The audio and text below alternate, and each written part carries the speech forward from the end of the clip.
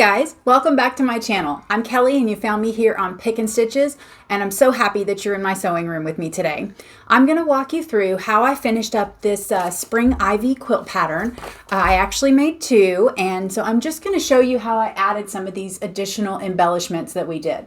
I added the half square triangle border. Oh, you can't see the top. On the bottom, you can see the bottom. I did it top and bottom, so I used up all of the corners that we cut off when we made the leaves. And then I also added a scrappy border on one quilt, and then I did this center panel up the middle of both quilts. So on the back, they're just a little bit more intricate, a little bit more detailed. So let's hop in and I'll show you what we did. So now before I jump into that too far, I did have one subscriber ask me about how much fabric I have left over at the end of subscription boxes. Now, so again, this was two sets. So I bought that second jelly roll, and you remember that I kind of did this strip piecing a little bit separately than the way that the instructions said to.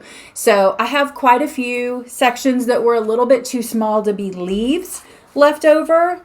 And additionally, we're going to make a strip of leaves down the middle of the back of our quilt as an accent. So I basically had enough to build this entire row, again, one row of all of my leaf patterns plus half of this stack left over. And what I think I'm going to do, because I have a lovely daughter that wants to help me out, is I'm probably going to rip these seams and then I'm going to sew it together and make my scrappy border out of that, or excuse me, binding out of that. Okay, so as you can see, I did have some leftover half square triangles that we made. And a couple of these, you know, some of these really aren't very usable. They're quite small, but I have a fair amount of little fabric leftovers after this. And again, I'm going to try to use these in the binding.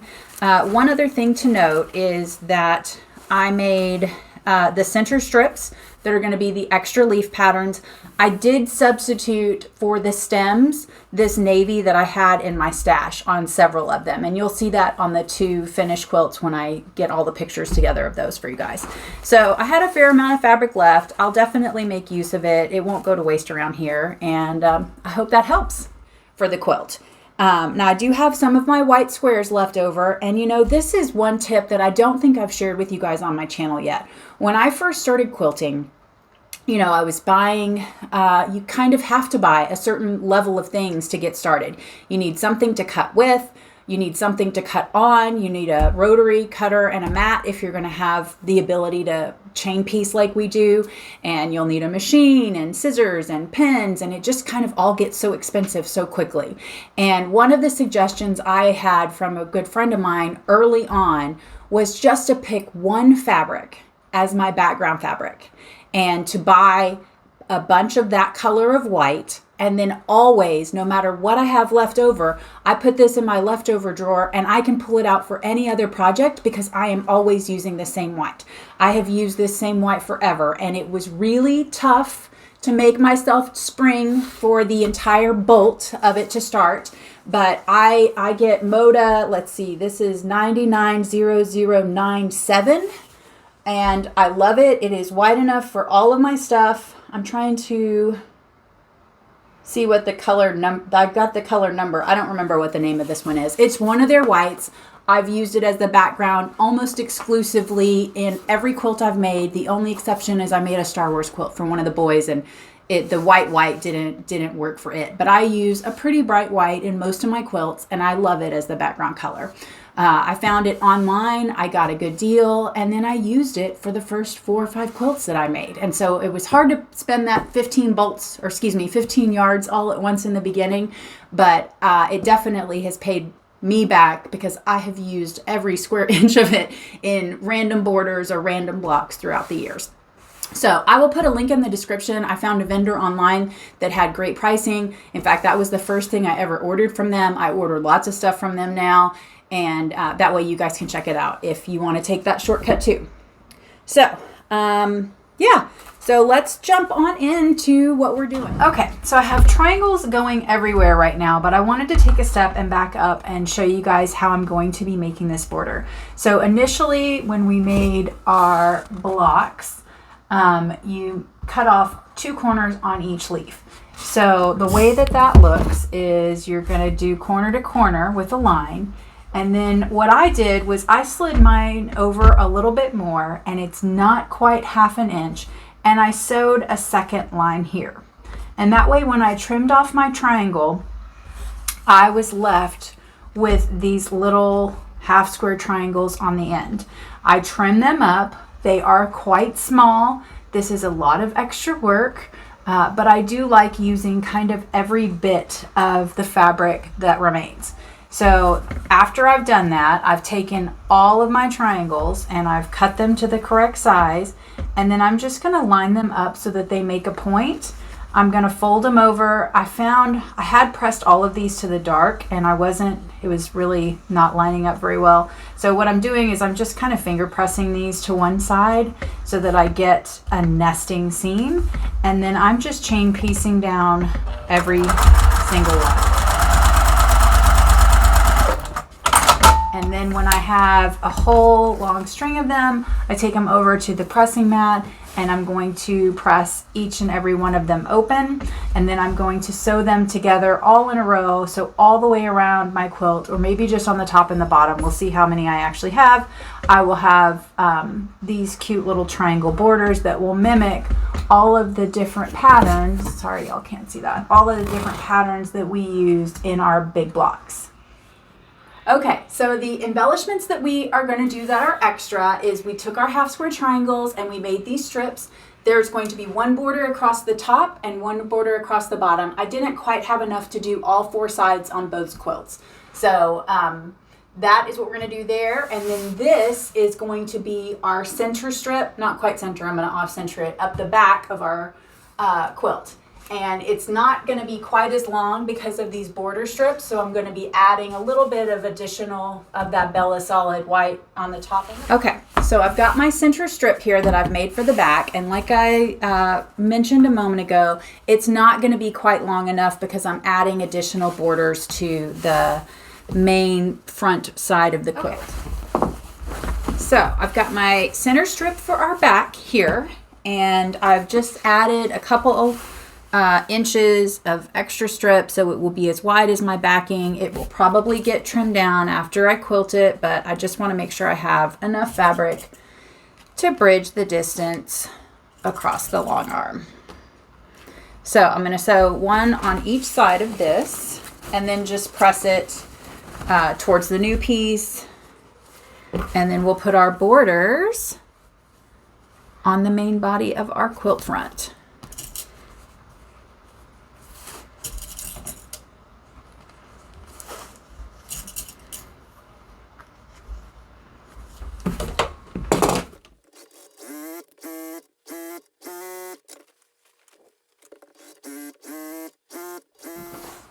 Okay, so now that we've got our center panel for the back finished, I'm going to take my backing fabric, and this one, yesterday's quilt was really tight on how much fabric I had left over, and I have a sneaking suspicion this one is going to be the same or worse. So what I'm going to do is take my my backing fabric, and I'm going to cut it length of fabric. So I've got 2 yards here, and I'm going to cut length of fabric. I want my panel to be off center so that it's not, if it's an inch or 2 off, it won't look right. But if it's, 10 inches off, it will. So what I'm going to do is I'm going to cut probably about 12 inches off of this side of my entire length of fabric. And then I'm going to sew my strip of my remaining ivies up the middle. And just make sure if you have a directional print that you're considering that. Obviously our center panel is directional. And then we'll have our backing finished.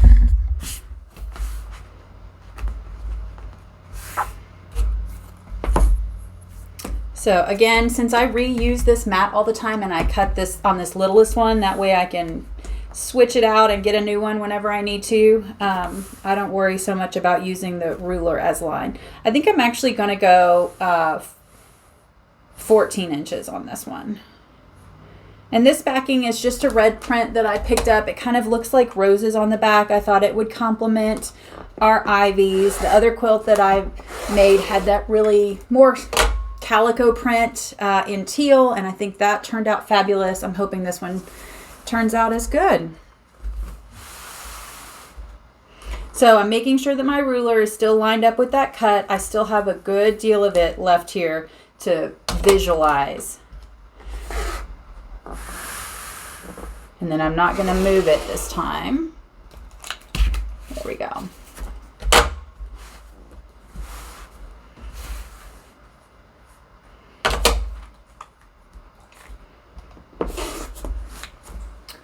Alrighty. So then I will take our ivy strip and I will sew one to each side, and then we'll have our back. Okay, so now we have our entire quilt back completed. We've got this really fun, interesting additional stripe down the back. And now it's time to move on to our fun little half square triangle borders. I'm just going to add this to the top and the bottom of each side of the quilt. All right, so the one I did previously, I actually had white sashing all the way around all four sides, then the half square triangles, then another white sashing on the top and the bottom. But because if you saw on my Facebook post, I was so close to the edge of the fabric, I actually had to pull off my long arm red snappers on the side and use my hand to keep tension on it, and I didn't enjoy that piece. So now we're going to add our half square triangles. I have not added the second, let me hold this up so you guys can see it. On the pattern, it does not call for a sashing strip on the top or the bottom. So the first thing I'm going to do is add a sashing strip on the top and the bottom. Then I'm going to add my half square triangle roll, and then and then I'm going to add one more strip of sashing. I am going to make those two sashings on the top and the bottom a little bit thinner just so I have some wiggle room, because I could not find more than 2 yards of this fabric. So I'm kind of stretching it just like I did on yesterday's quilt. So I will get those sewn on and then show you our finished result.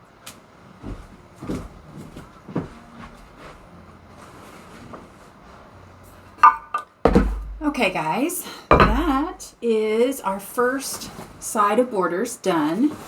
Now I've gone ahead and put my sashing on this side. So first thing I'm going to do is press it open. So I will set my seam. Try not to trip over the dog, who is literally like 8 inches behind me. I mean, I love that she loves to keep me company, but yeah.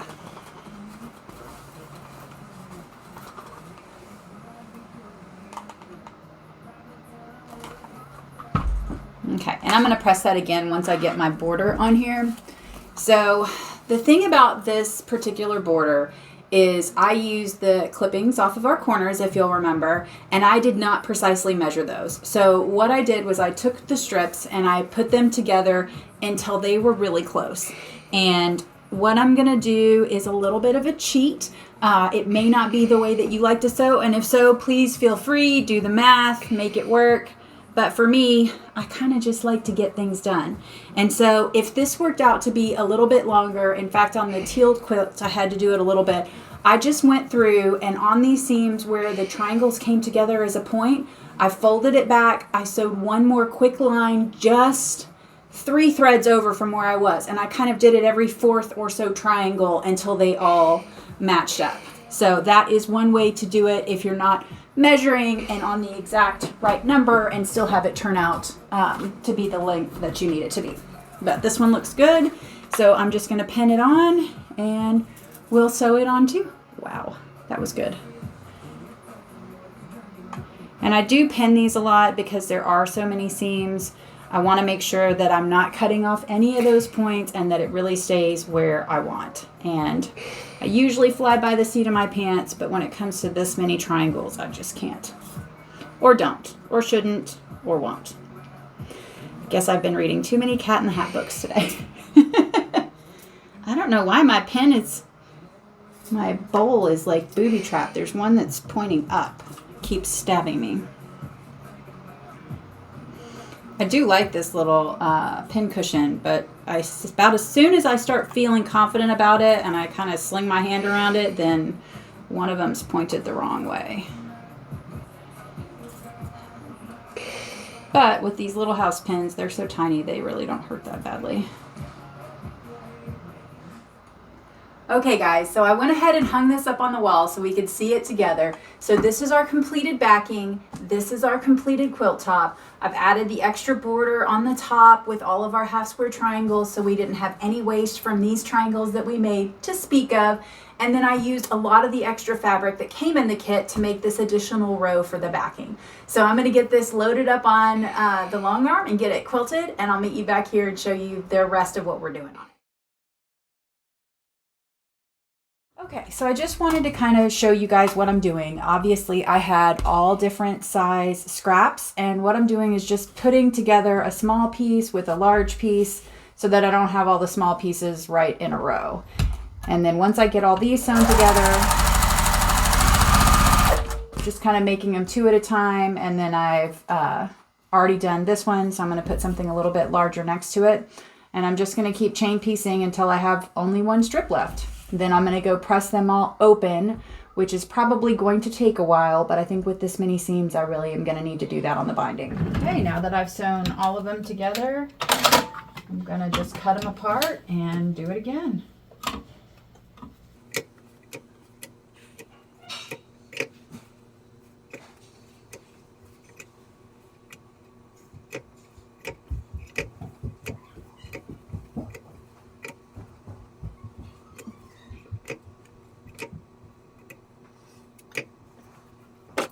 And I don't know if you guys recall this, but I actually starched the tar out of these on accident before I started. And when I decided to make the binding out of them, I knew that I did not want to work with that stiff of a fabric. So I actually washed these in the washing machine to get out some of the starch because I was being lazy and didn't want to hand wash it. And so now I've got threads galore. So I definitely do not recommend taking that track, but we'll get there. Yeah, look at all that. And I've already trimmed a lot of these. It's the gift that keeps giving. Okay. So then I'm gonna take out my two again, find one that I think will look nice next to it, and off we go.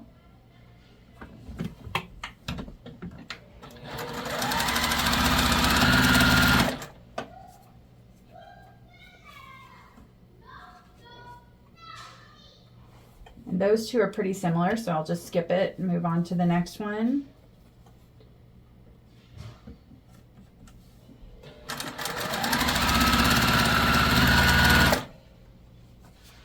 And then I can pop it onto here. And I am trying to go, if this is a small one, I'm going to try and put it next to a big one. A long one.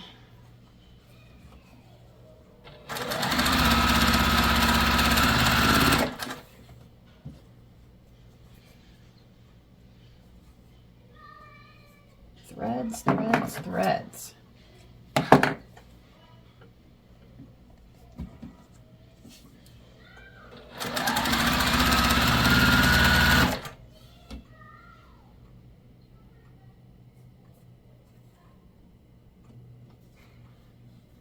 And I'm really hoping after all this that there's actually enough yardage that I can get all the way around the quilt.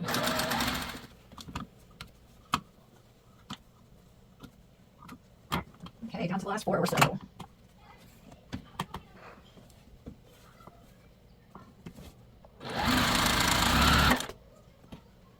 And I'm going to go ahead and just wrap around to the other side so that I can just keep chaining these together. Because now they've kind of gotten long and unwieldy.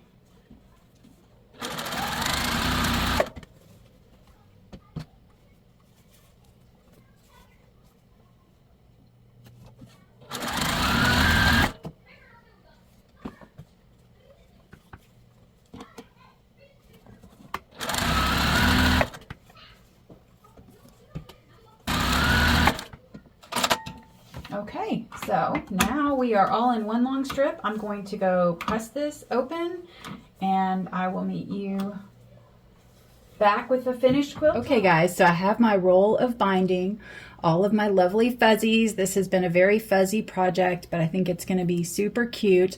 I am going to start with my 80-20 needle, but I might possibly change to a 90 if it doesn't seem like it wants to go through all the layers. And the way I like to machine quilt is I actually start on the back and I sew it onto the back and then I press it and pull it around to the front. So this is my top. We'll start about halfway down my side. And I've just got white thread loaded for right now because this part is not going to be what you see. And a couple threads I want to clip. So the quilting really disappeared in these roses on the back, which is kind of what I wanted. Still pretty new to long arming until about 3 months ago. Every quilt I did, I quilted pretty much a meandering pattern with this Juki. So it's nice to have a little bit more space, but I'm still learning the ropes. All right, so we're not going to attach probably this first whole section, and then I'll just start here and off we go.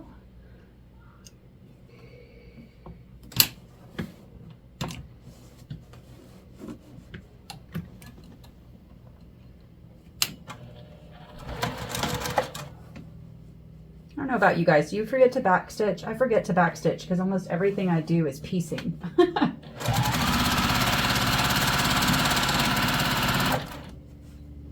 And I didn't plan this, but I'm pretty sure because there are so many seams here, I'm going to end up with a lot in the corner when I start to miter them. And this one is not too bad, but I'm pretty sure I'm going to end up with that on this quilt.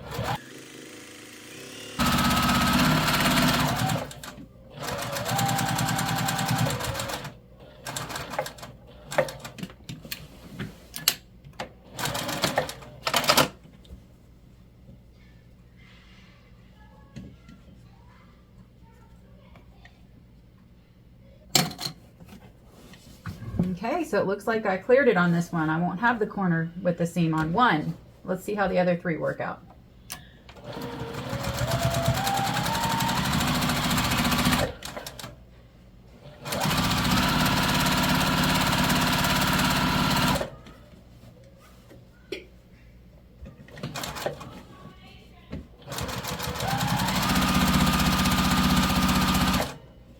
And if you're having trouble pushing your quilt through, I really like these gloves. Even when I'm not free motion quilting, I just like, wrong one. Just like to have a little bit more traction to push it through sometimes. Because this quilt's really heavy. I don't have an L-shaped desk, so I've just kind of got it resting on my drawers over here on my left. And I like to just tuck this here. In fact, let me angle you down. So I just tuck my roll here, and so it's under this first foot, and then it feeds out nicely and it's not falling all over the place. I know a couple of my other friends like to put it in their lap, but I guess I move around too much because it always falls on the floor if I do that. All right, guys, this one's pretty close, but we'll see if we can make it work.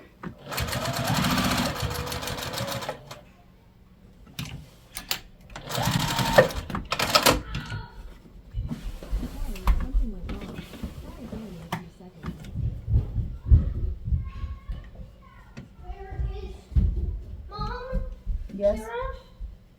Look at my big toe. It's gotten worse than.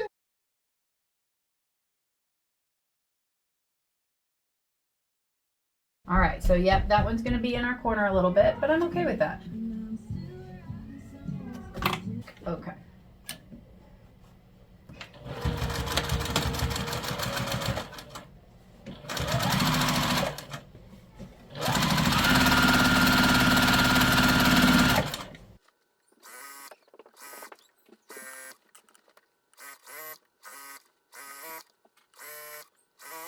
Now you see where that one's going to be? That one might be tough. So I'm actually going to make a slight adjustment. So I'm going to just cut that seam out and move it over.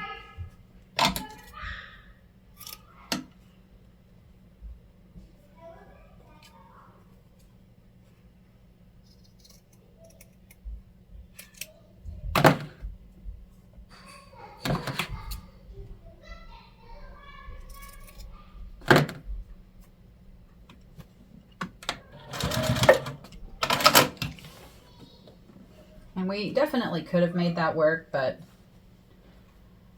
I don't want to make it any harder than it has to be.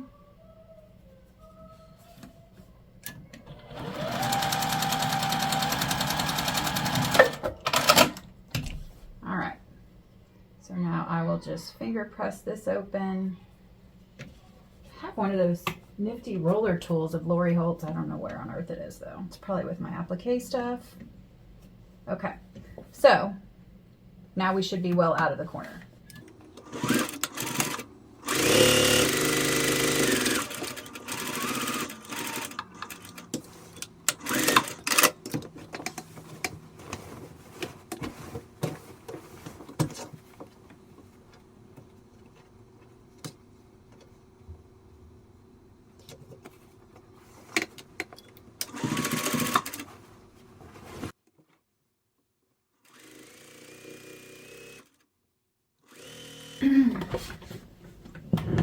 I don't know why it took me so long to think of this, but I've been trying to decide what color I'm going to use on the top when I top stitch this down, and I've got several colors in mind, and this binding on this side is going to be completely concealed in the quilt, so why, oh why, didn't I just try them out as I was sewing, and then I could see what they will look like when they're top stitched on the front. Okay, live and learn, right? So this is just, here we go. So now we can audition this color too. Because I was really thinking white, because all of the stitching that I did on my quilting is white on the front and the back, and there's so much white on the front that it really disappears in the bigger bulk of it, and then it shows up some in these darker prints. So we'll see.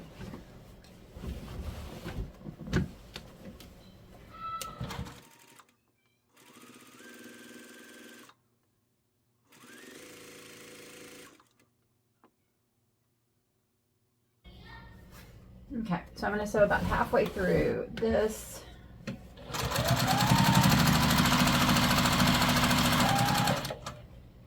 Piece.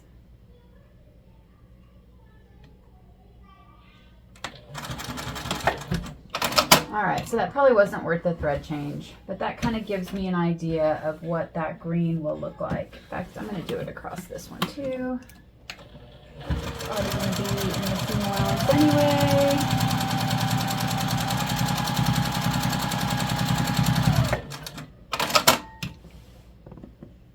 So I could see green. Green would be okay. Maybe we'll do that.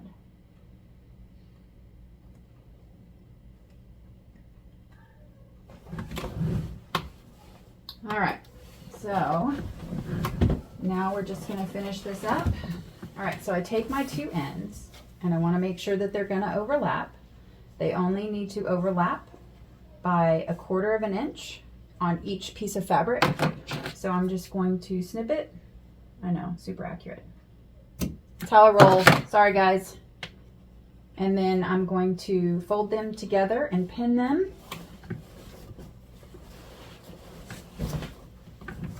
And I'm kind of holding them in the correct orientation. You may need to pin it before you move it, but I've done this quite a few times.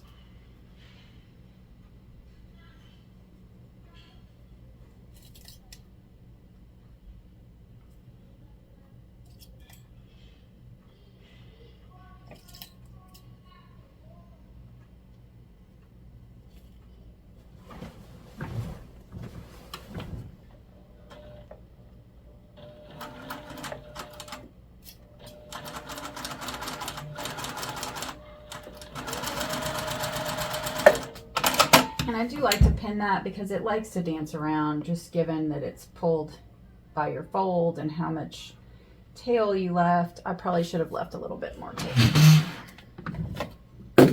Okay, so I'm going to finger press this open and then fold it back. And so the last part closed.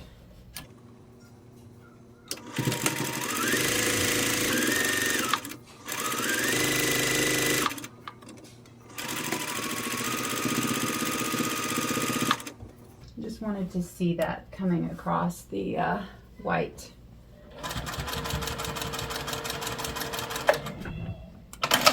Yeah, I'm pretty old school, guys. I think I'm gonna have to go with white on the front. I don't like that green across the gold. And the white doesn't offend me across any of them. So, I'm really glad I had enough binding here. I was kind of worried, but it worked out beautifully. And we'll flip it around and do the top. Hey Google, stop. Okay guys, so now we have our finished quilt. I've got my backing, my binding. I think it turned out super, super cute. Let's see if I can get it on the table for you. Sorry, I know I'm blocking the camera.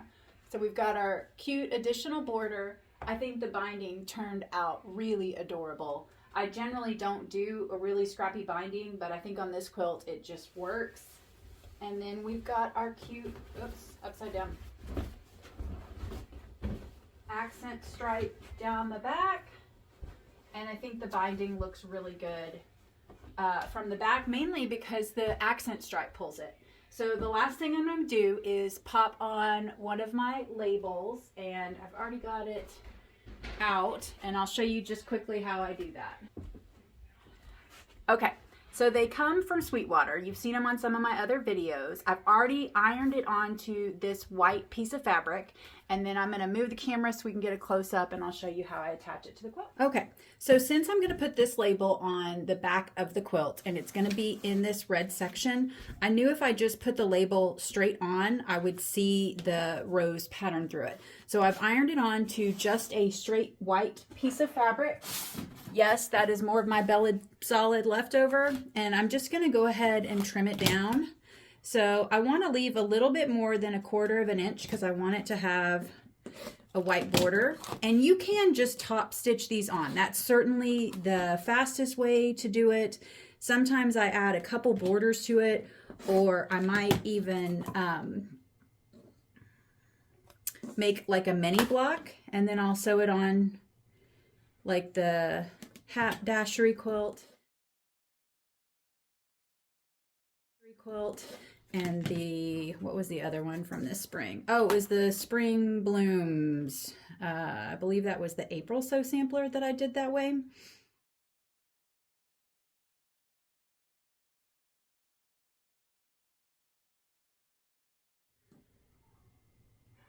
Okay.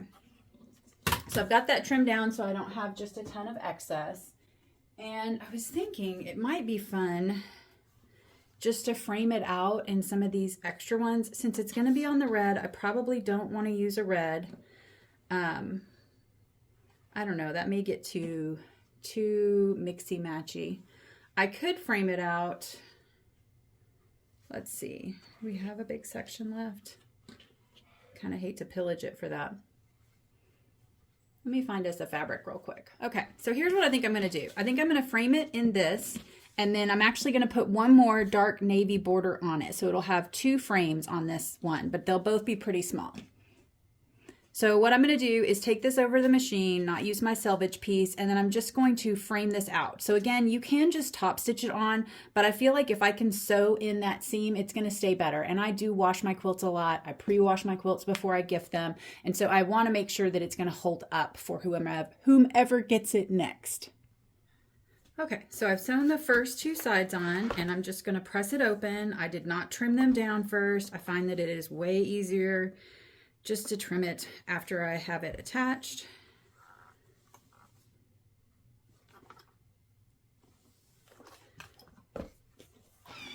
All right, so then I'm just going to trim it up. Not much on this side, clearly a bit on the other side. And then I'm going to get 2 pieces of this remaining fabric and sew it onto the top and the bottom. Okay, so I have taken this to the ironing station and I've pressed it under all the way around. And then I'm going to go ahead and top stitch it onto my second border. So it's going to be a lot easier. I'm not going to have to center it, and then I will cut out the shape I want or the size I want after the fact. So I'm going to take this over to the machine. I'm going to top stitch it down and we'll cut it out and press it and be ready. Okay, So now that I've got that top stitch on, I'm just going to cut it out. I don't know what I was thinking. I sewed a little closer to the edge than I would have liked, but that's okay. I'm going to run with it because I'm kind of ready to be done with this quilt. It's been fun, but I'm done with you. Why am I not? There we go. So I'm just going to throw a 1-inch border on these other two sides.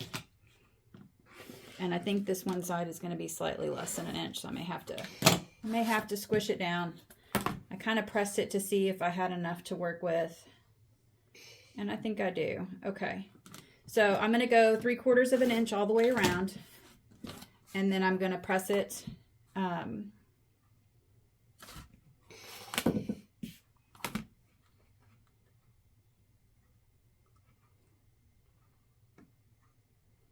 Is that right? I need to get my square. Yeah. Okay. Just before I cut everything too small again.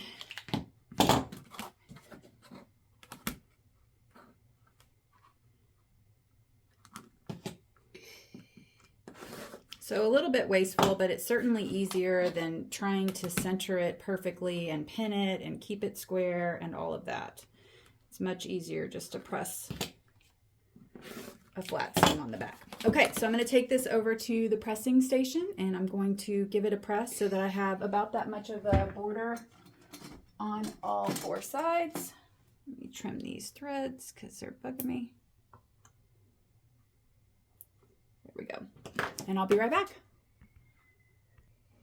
Okay, so there we have it. That is the finished label. And let me get all these scraps put away.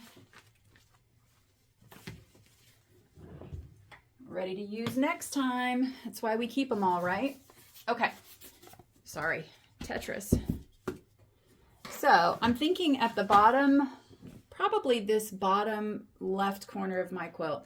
So here we've got our ivy pattern, and then we come into just the roses in the corner. And so I thought that that would make a nice framed up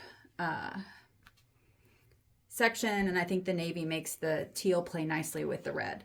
Now I'm going to flip it over and look at, let's see. So that is the correct way.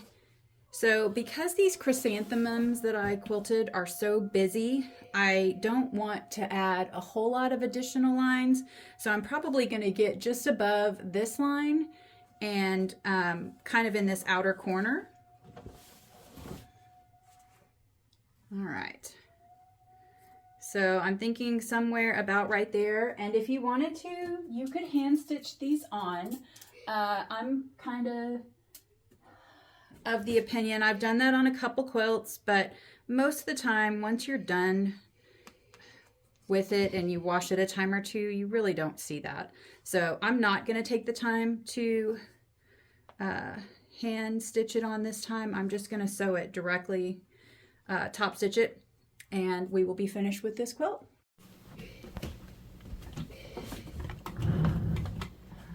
Okay, so I'm just going to take it over here and I'm going to top stitch it on. For those of you who've been watching me for a little while, I have been testing out this Glide cotton weight, what is it? Cairo cotton quilt thread. And I like it. I've been using Aurifil for a very, very long time, and I just have done maybe 2 or 3 quilts now with this one, and I haven't had any problems to speak of. I think it sews out beautifully. But I did just switch to this Aurifil so that it would match, because it was a color that I already had in my stash. And I was just surprised at how smooth the texture is of the thread itself. So if you're shopping for thread, I know it's just nice to have some feedback on what everybody else thinks and uses and enjoys. So that's my 2 cents.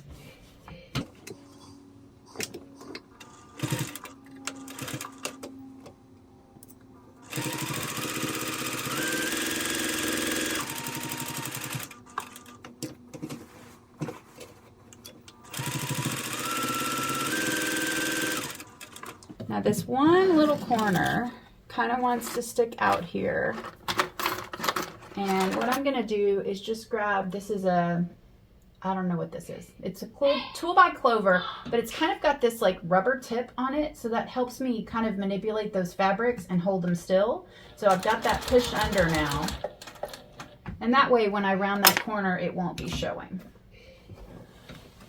Of course it's going to be on the biggest, hardest side to push through, but that's the way it goes, isn't it?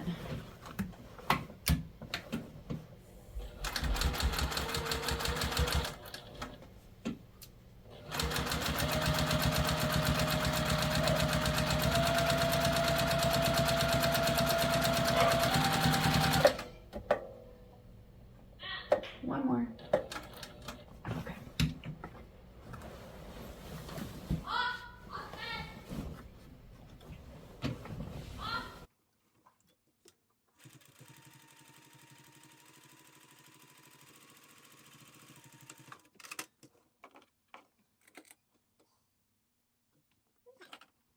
So, see if I can get you guys a close-up. This is our finished label, and I just top stitched it around, and then this is what it looks like on the front. So yes, you can see that square if you're really right here up close to it, but I'm never going to see that from the back of a galloping horse, as my friend Susan on Stitch by Susan likes to say. So I will get this hung on the wall and get some pictures for you guys.